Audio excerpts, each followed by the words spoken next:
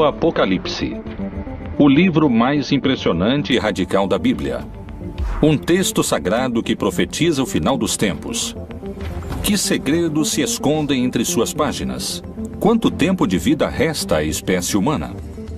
A história tem um rumo, e esse final é iminente, porque já estamos na etapa da última dessas figuras. Ou seja, o fim da história já está próximo.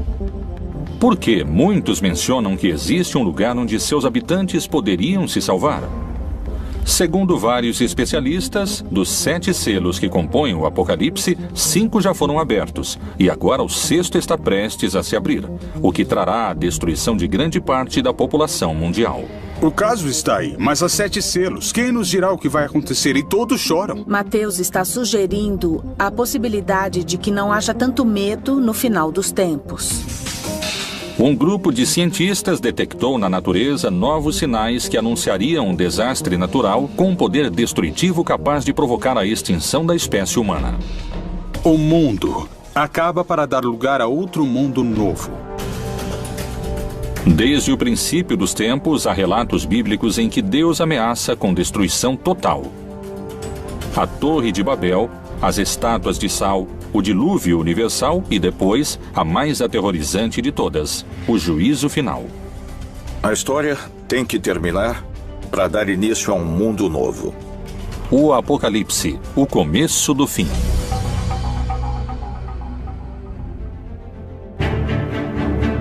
Ao longo da história, a ideia do fim do mundo provocou numerosas teorias. Algumas inspiraram esperança. Outras até provocaram suicídios em massa. Várias reavivaram o histórico enfrentamento entre a fé e a ciência. Mas, de modo geral, todas previram um final que nunca chegou. No entanto, hoje, vários cientistas e estudiosos da Bíblia consideram a possibilidade de que o fim do mundo esteja próximo.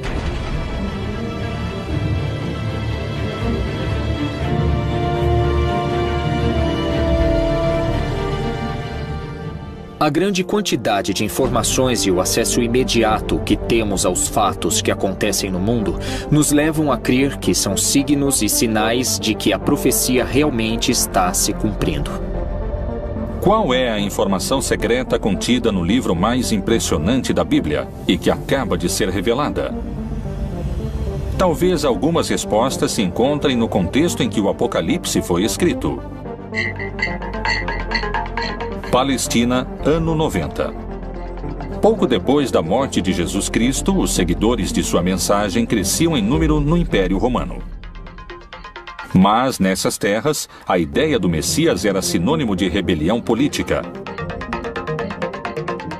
O apóstolo João era uma figura-chave para os romanos.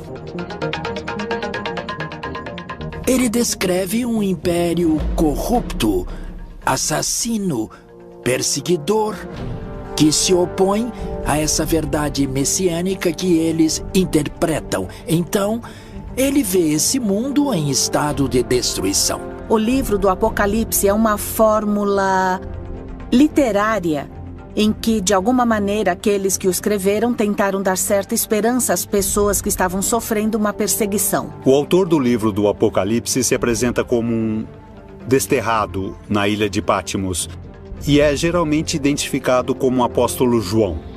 O Império Romano concedeu a João um destino mais benévolo que ao resto dos seguidores de Cristo. Ele foi exilado na ilha de Patmos. Lá, ele teve as supostas revelações divinas que plasmou naquele que se tornaria o livro mais controvertido da Bíblia, o Apocalipse. O livro do Apocalipse foi escrito pela Igreja no último momento do Novo Testamento, por volta do ano 100, e significa a revelação. Através de visões proféticas, o livro parece prever a destruição do mundo de maneira progressiva até o retorno de Jesus, que regressará para julgar toda a humanidade e salvar os cristãos. A estrutura do texto é complexa. Contém etapas distintas, marcadas por 7 selos, 7 trombetas e 7 taças. A ideia da trombeta como aquilo que anuncia, a ideia da taça como aquilo que contém, que sustenta algo, que se derrama, a ideia dos selos como aquilo que, de algum modo, dá certificação. Os selos seriam acontecimentos que se deram de maneira constante ao longo de pelo menos 2000 anos. Existe a postura antiga, que considera que tudo anunciado no Apocalipse já aconteceu, e a postura futurista, que crê que está para acontecer. No entanto, creio que o Apocalipse é uma descrição de tudo o que tem sucedido no que poderíamos chamar de período da igreja, ou seja, para os crentes, desde o momento em que Jesus parte até que ele retorne. Tudo isso é o Apocalipse. O fundamental é que existe um valor da história, um julgamento da história, e quem tem o livro nas mãos é precisamente o Senhor Jesus Cristo. É Ele quem pode julgar sobre o que ocorre na história. De diferentes maneiras fala-se de uma destruição paulatina do mundo e do ressurgimento do mundo em torno de um novo céu e de uma nova terra.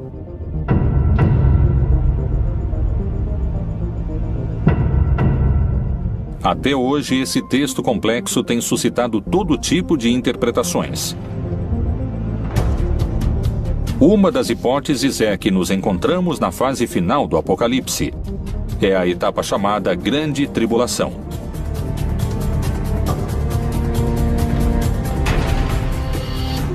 Esse período se caracteriza por um dado central: um personagem que chega depois de aberto o primeiro selo. Parei sobre a areia do mar e vi subir do mar uma besta que tinha 7 cabeças e 10 chifres. O que o Apocalipse diz é que então vai haver uma batalha em que o vencedor final será Cristo. Ele vai vencer o anticristo, a besta. Esta besta representa todo o poder contrário ao cristianismo. O primeiro selo é um cavaleiro branco que representaria os falsos cristos que vão se deixar enganar quando renunciam ao verdadeiro rei, que é Jesus. O texto narra que a besta tem tanto poder que vencerá todos que tentem enfrentá-la. Mas quem representaria a figura da besta? E quando acabarem seu testemunho, a besta que sobe do abismo travará guerra contra eles, e os vencerá e os matará.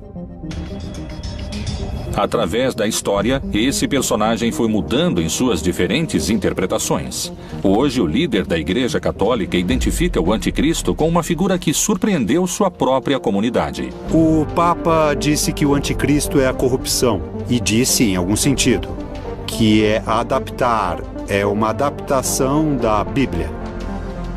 João, que fala do anticristo no Evangelho, diz que o anticristo é aquele que não crê em Cristo, que nega Jesus. E o que está na Bíblia, quando diz que o número da besta é 666 ou 666, é que são letras.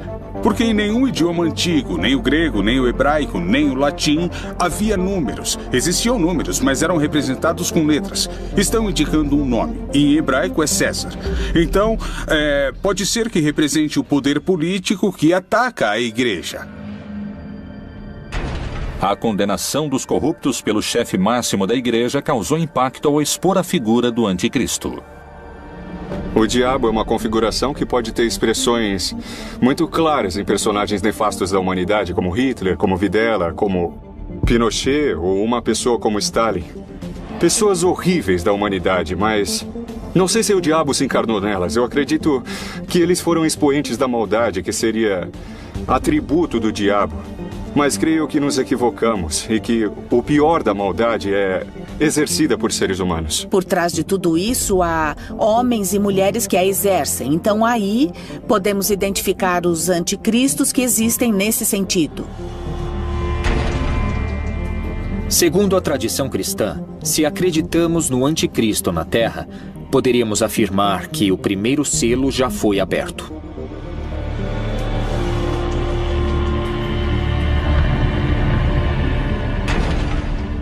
O segundo selo revela um cavalo vermelho, que significa a violência, a guerra, e que precisamente está descrevendo a guerra, a destruição da comunidade. O cavalo na América Latina, pelo menos no Cone Sul, era muito comum como meio de transporte. No Oriente Médio é muito mais restrito, há muito menos cavalos. Era um símbolo da realeza, de poder, da beleza, muitas vezes ligado também a forças negativas, forças poderosas que têm a ver, às vezes, com o orgulho divino frente à vontade de Deus. O Apocalipse fala de uma realidade permanente. A violência entre os humanos vem desde o Gênesis, desde o capítulo 3, quando Adão e Eva discutem quem foi o culpado. Desde então se instaura a violência. Não há época em que não exista violência entre os humanos, morte e destruição. Se levarmos em conta que as duas guerras mundiais do século XX fizeram mais de 80 milhões de vítimas, é evidente, não podemos deixar de concluir que o segundo selo já foi aberto. O terceiro selo trata da fome. Uma pessoa em cada 9, 13% da população mundial, passa fome, segundo dados do último relatório da ONU. Quando falamos do Cavaleiro da Fome, efetivamente podemos saber que no mundo sempre houve fome. Hoje temos 850 milhões de pessoas morrendo de fome no mundo. Mas a fome ameaçou o mundo. É um cavaleiro que cavalgou ao longo de toda a história de toda a humanidade. Cada novo selo é muito mais poderoso que o anterior e faz mais vítimas na Terra. Se tivermos em conta a fome que hoje existe na Terra, definitivamente podemos dizer que o terceiro selo do Apocalipse foi aberto. O quarto selo é um cavalo preto, que desencadeia muitas enfermidades, a peste. E é algo que também pelos meios de comunicação conhecemos globalmente. Sabemos bem o que está se dando com as epidemias, com as endemias no mundo todo, e certamente nos faz refletir que isso estava anunciado ou estava dito no Apocalipse. O quarto cavaleiro do Apocalipse representa as diferentes pandemias que aconteceram no mundo. Podemos também situá-lo ao longo desses 20 séculos, desde a peste antonina, do ano 160 depois de Cristo, até a época de Justiniano, em que houve outra pandemia importante. No século XII, houve a peste bubônica e no século XIV a peste negra. Como resultado, a população da Europa perdeu 1/4 de sua população. É muito interessante porque há uma parte do livro do Apocalipse que diz que 1/3 dos homens morreriam. Por estas 3 pragas foi morta a 1/3 parte dos homens. Pelo fogo, pela fumaça e o enxofre que saíam de suas bocas. E houve momentos na história em que literalmente morreram 1/3 ou 1/4 dos homens.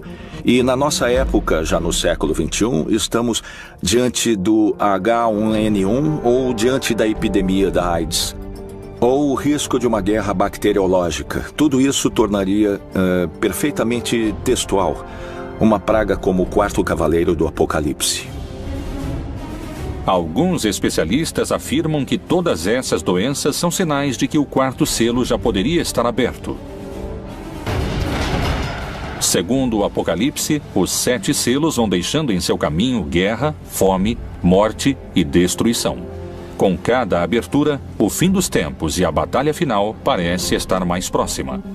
O quinto selo não menciona uma forma de destruição como os outros, mas descreve o pedido dos mártires para que chegue a hora do juízo final. Mártir em grego significa testemunha. Esse quinto selo representaria os crentes de toda a história que estiveram dispostos a pagar com sua vida. A afirmação de que Jesus é o Senhor e o Salvador. Eles clamam a Deus pelo fim da perseguição, pelo fim da destruição. E é isso que nos revela o quinto selo, a visão dos santos, pedindo o final dos tempos. No entanto, a resposta é o que há de mais tremendo no Apocalipse, o mais difícil de aceitar e acreditar. Há que se cumprir o número. Eles devem ter paciência, porque a destruição vai continuar, ninguém sabe quanto tempo. Mas o cristão precisa confiar que Deus sabe quando e como vai terminar. Segundo algumas interpretações, os infortúnios mencionados nos primeiros selos, a fome, as guerras e as doenças, já aconteceram. E, pelo contrário, os fatos prenunciados pelo sexto selo, o mais temível e dramático de todos os narrados no livro do Apocalipse, estaria por acontecer. E, para muitos, suas consequências são impossíveis de conter. Quais são essas catástrofes? De que tempos estamos falando? Há alguma possibilidade de deter essa contagem regressiva?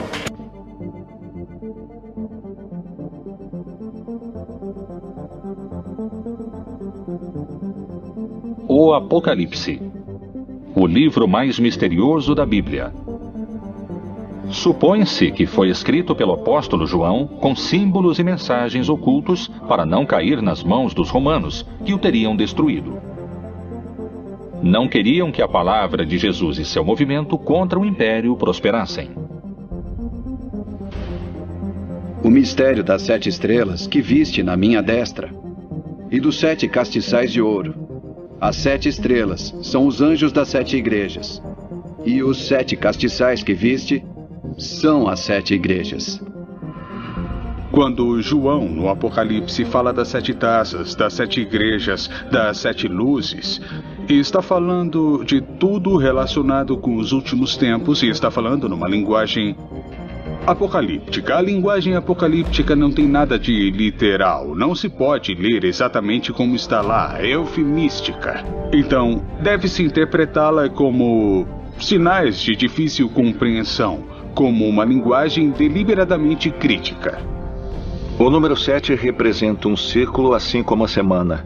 Se falamos das 7 igrejas ou dos 7 anjos, mas também pode ter aspecto negativo se falamos do dragão, que é o diabo com 7 cabeças, ou da grande Babilônia, que está sentada sobre 7 montes.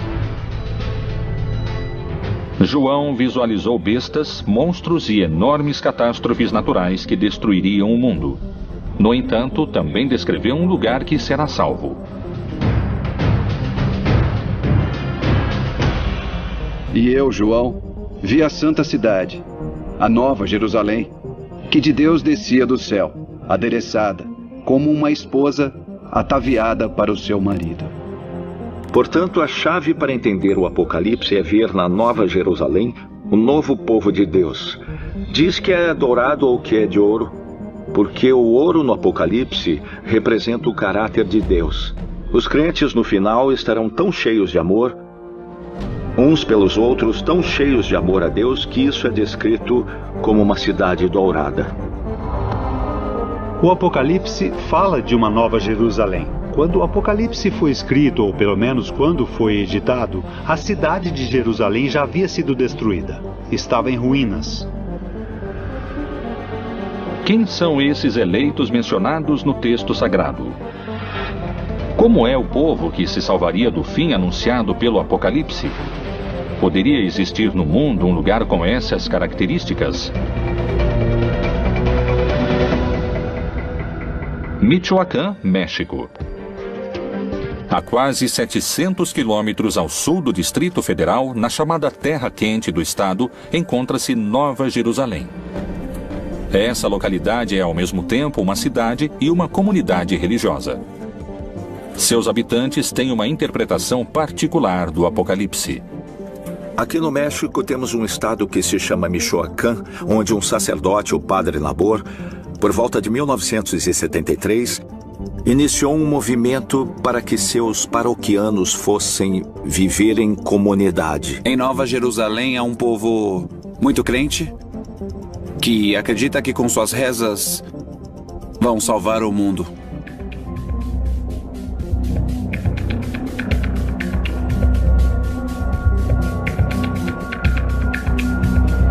Nessa cidade nos disseram que o mundo vai acabar e que só vão se salvar aqueles que têm fé em Deus e os que rezam, os que se ajoelham e pagam o dízimo, os que se humilham, os que ficam de joelhos diante do tirano, que é o que sempre nos disseram.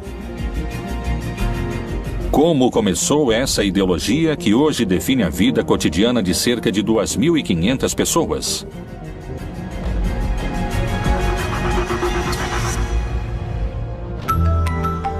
1973.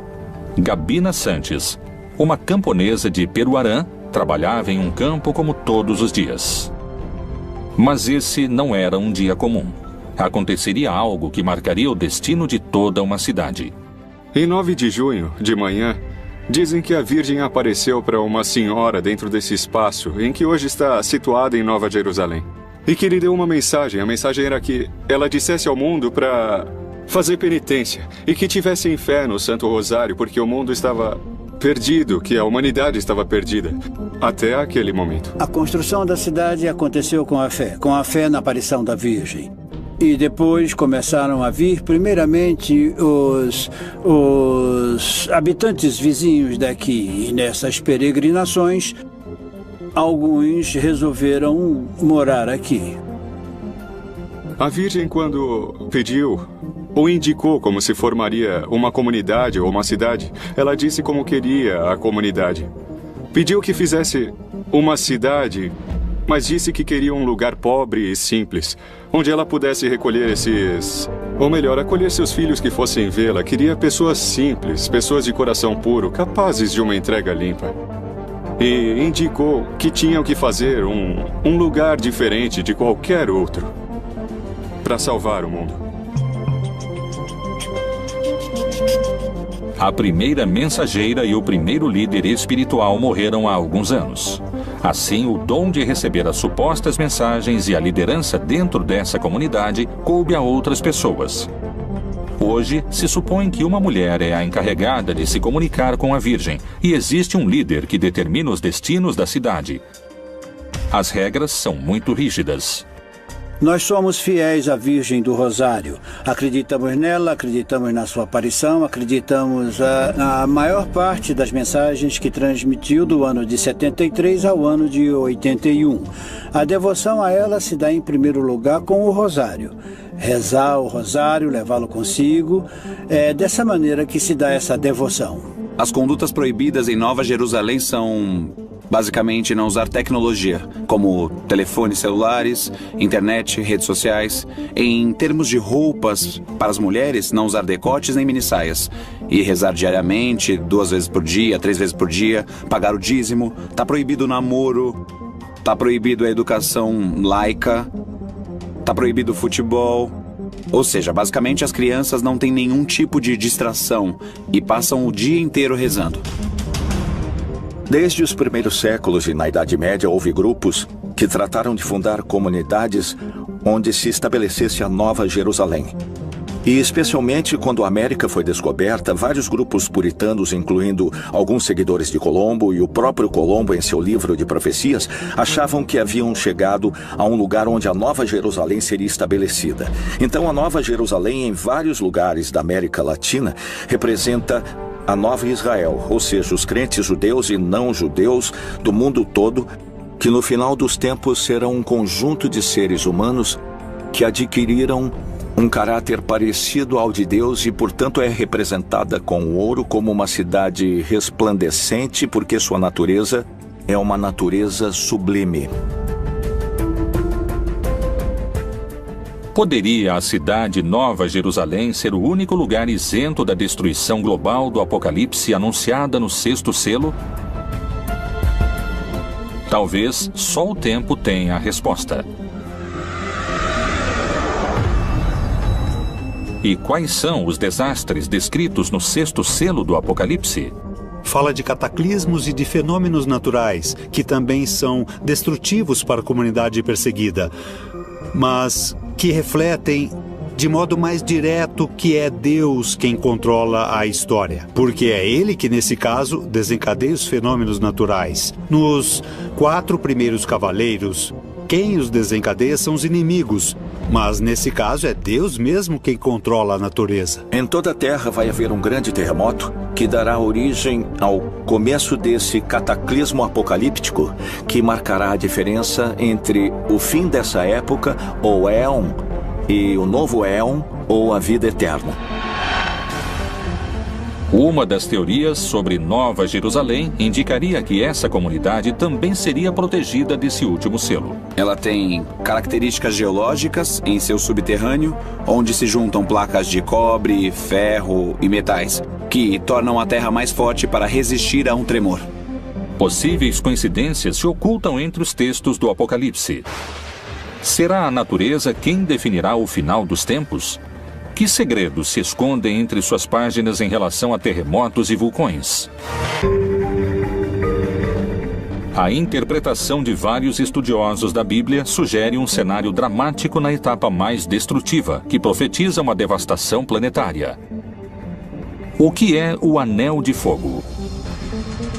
Por que alguns cientistas afirmam que nele poderia se desencadear uma destruição maciça e que coincide com a descrição do sexto selo? O significado do Anel de Fogo, que basicamente rodeia todas as costas pacíficas do Oceano Pacífico, é a colisão das placas. Nessas zonas de colisão de placas continentais e placas oceânicas ocorrem fenômenos vulcânicos e sísmicos.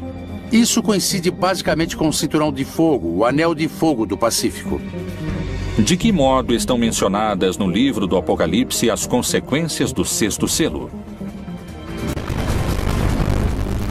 Mas quanto aos covardes, aos incrédulos, aos abomináveis e aos homicidas, e aos que se prostituem, e aos feiticeiros, e aos idólatras, e a todos os mentirosos, a sua parte será no lago que arde com fogo e enxofre, o que é a segunda morte. Do ponto de vista geológico e astronômico, os fenômenos são basicamente a extinção do Sol. O Sol vai passar a ser um gigante vermelho, aumentará significativamente de volume e absorverá nesse crescimento tanto o Mercúrio quanto Marte. A proximidade do Sol fará com que o planeta se aqueça muitíssimo e nesse momento desaparecerá a vida. E havendo aberto o sexto selo, olhei, e eis que houve um grande tremor de terra. Quando se abre esse sexto selo do Apocalipse, ocorrem terremotos. Aqui a palavra é literal. Não existe outra definição, nem explicação, e nem tipo de erro de tradução. O reaquecimento poderia estar simbolizado pelo fogo, mas parece que esse não é o único desastre natural possível. A mensagem da de Nova Jerusalém anuncia que no final também pode chegar através de grandes terremotos. Qual é a visão dos cientistas? Tal como o Anel de Fogo também existe um risco maior de terremotos na América Latina.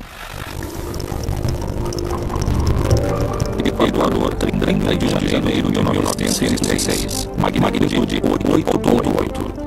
Chile, 22 de maio de 1960, magnitude 9.5. Foi o terremoto mais violento que se tem registro. 4 mil pessoas morreram e cerca de 2 milhões perderam seu lar. México, 19 de setembro de 1985, magnitude 8.1. Mortos, 20 mil. Haiti, 12 de janeiro de 2010, magnitude 8.0. 220 mil pessoas morreram. Os povos do mundo com maior atividade sísmica se encontram próximos de uma falha, que é a união entre duas placas tectônicas. Toda a costa ocidental da América, não só da América Latina, mas também da América do Norte, que é parte do Cinturão de Fogo do Pacífico, tem atividade sísmica permanente, de graus baixos até graus altos, mas sempre está relacionado ao movimento das placas tectônicas, como é o caso também do vulcanismo. Porque se levantará nação contra nação e reino contra reino. E haverá terremotos em diversos lugares. E haverá fome, tribulações. Essas coisas são os princípios das dores. O aumento da grande quantidade de terremotos que vem acontecendo desde 2009 é um fenômeno que a ciência investiga e para o qual ainda não pôde dar uma verdadeira explicação.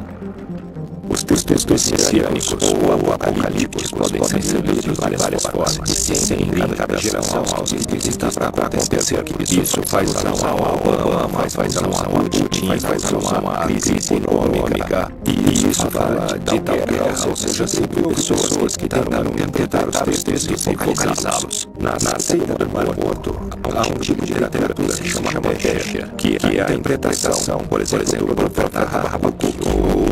E aí eles fazem isso, texto bíblico, e eles agregam. Essa figura é tal pessoa que existe hoje, ou seja, querem ajustar o texto e adaptá-lo, ou dizer isso explica o que está acontecendo hoje em dia.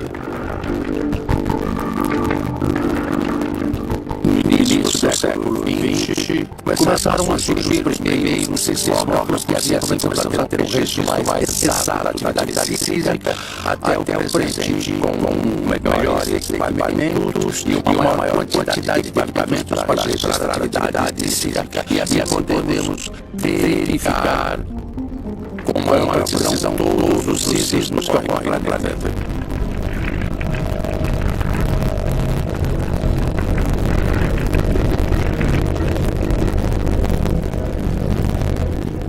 O sistema do Apocalipse descreve um grande terremoto e também a ideia de que os céus se revolveram como se formando um rolo. Agora, claro, toda a descrição desse selo é feita com as palavras da cosmogonia antiga. Os mais céticos afirmam que faltam 2 anos para o fim do mundo. Esse é um fenômeno que não ocorrerá em menos de 4 a 5 bilhões de anos. Para outros, a destruição global através de coisas terremotos é iminente. A essência desses símbolos continua sendo vigente na ideia de que a história tem que terminar para dar início a um mundo novo. Vários intérpretes concordam com a análise de alguns cientistas. Vivemos em tempos apocalípticos e o fim do mundo pode começar a qualquer momento. Vamos assistir a um final do mundo dos tempos bastante forte e muito caótico. O sol, a lua, as estrelas vão cair. E Jesus irá se estabelecer na terra e vai separar os que seguiram dos que não seguiram. Qual é a evidência que confirmaria um possível retorno de Jesus antes do fim dos tempos? Talvez a resposta se encontre nos livros da Bíblia.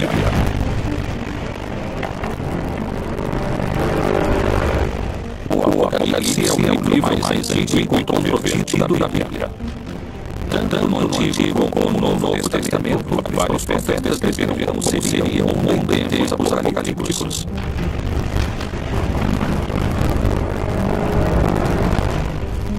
Este evangelho será pregado em todo o mundo, em testemunho a todas as nações, e então virá o fim. No Evangelho de Mateus, capítulos 24 e 25, utiliza-se essa expressão literária para falar do final dos tempos, mas utilizando o personagem de Jesus. Mas o interessante do Apocalipse é que matam os que não creem, os que não seguem Jesus. Os que não foram fiéis a Jesus. O povo cristão não deve ter medo de ler o Apocalipse, porque é para aqueles que não foram fiéis a Jesus. Se eu fui fiel a Jesus, estarei do lado daqueles que irão se salvar.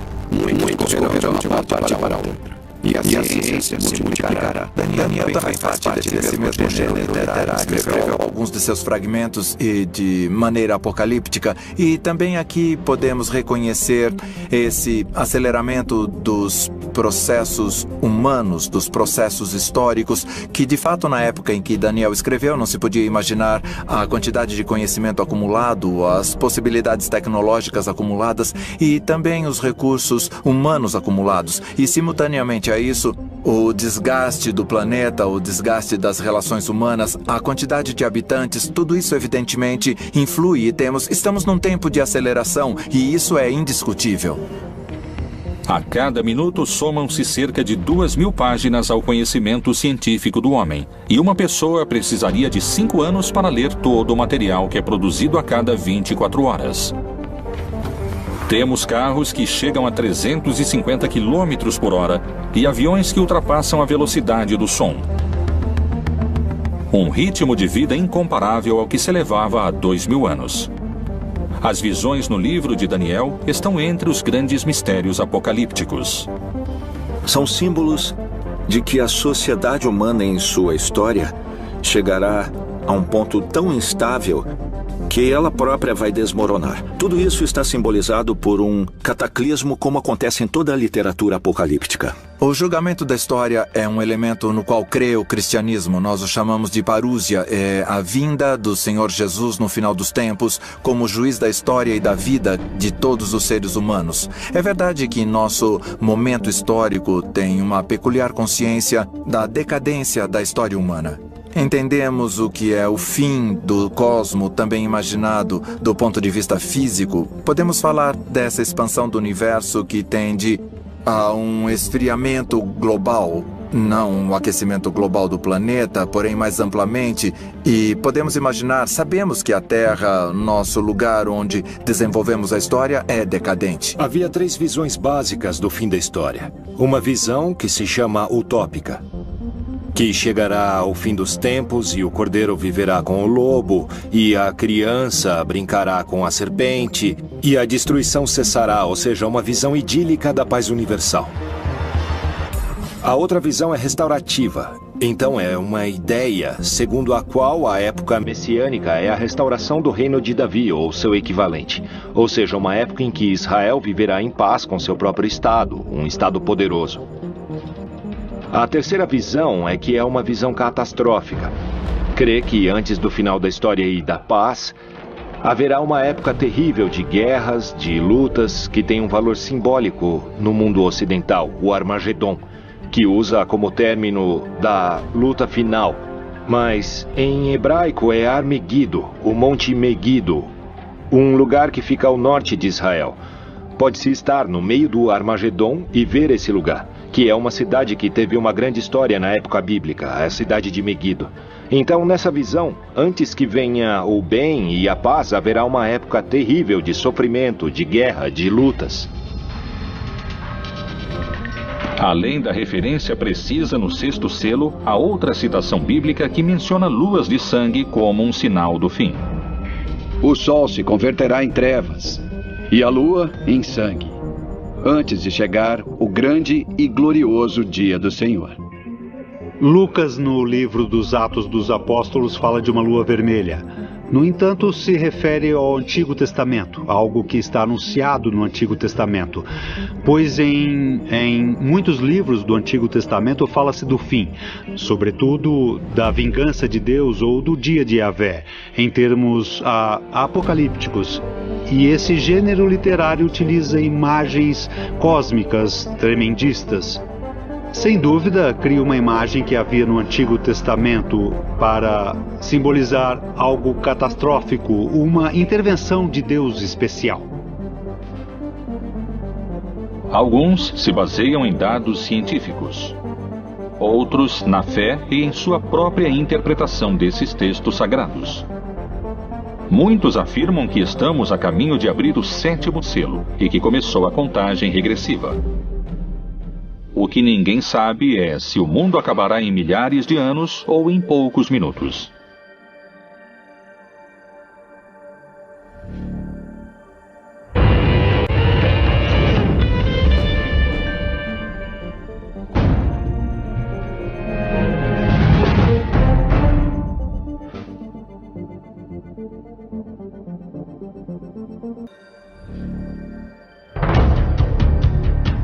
As profecias apocalípticas têm um espaço próprio no livro mais importante da história, a Bíblia. Depois das catástrofes do 6º selo, o texto descreve a abertura do 7º, em que 7 anjos tocarão 7 trombetas e 7 taças serão derramadas. Esse selo anuncia o fim dos tempos e a batalha final. E vi outro grande e admirável sinal no céu. 7 anjos que tinham as 7 últimas pragas, porque nelas é consumada a ira de Deus. Na verdade, o 7º selo supõe o fim da história, o fim das perseguições, o triunfo dos eleitos, a derrota dos malvados, da besta, do dragão, etc. O Apocalipse também mostrou ao longo de todo o texto que quem comanda a história é Deus, que ele inclusive permite aos maus e aos cataclismos atingirem os eleitos.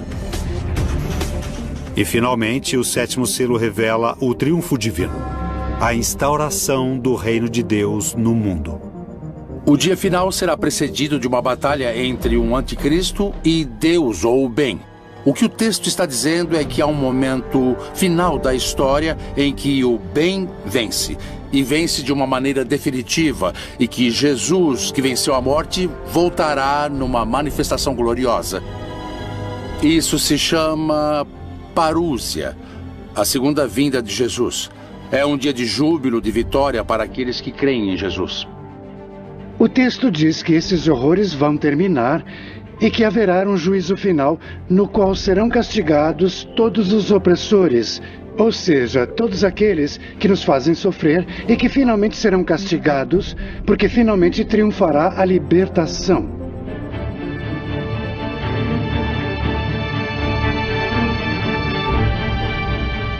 É uma mensagem de esperança.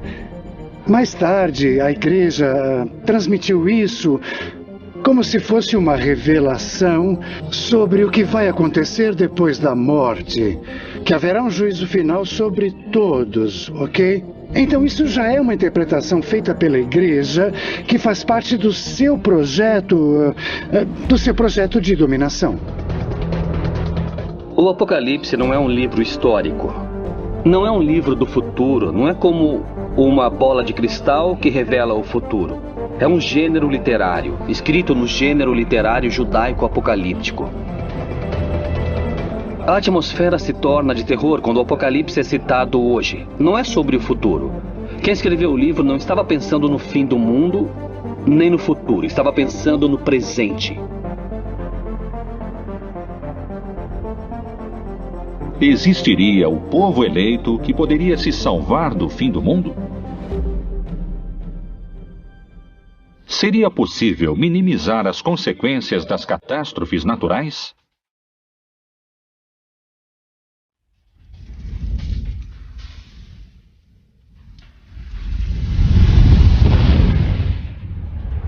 Se as interpretações recentes estiverem corretas, estaríamos em contagem regressiva? Seria preciso um milagre para nos salvar? O Apocalipse seria o melhor roteiro de um filme de ficção ou a advertência de um final anunciado? Só o tempo trará essas respostas.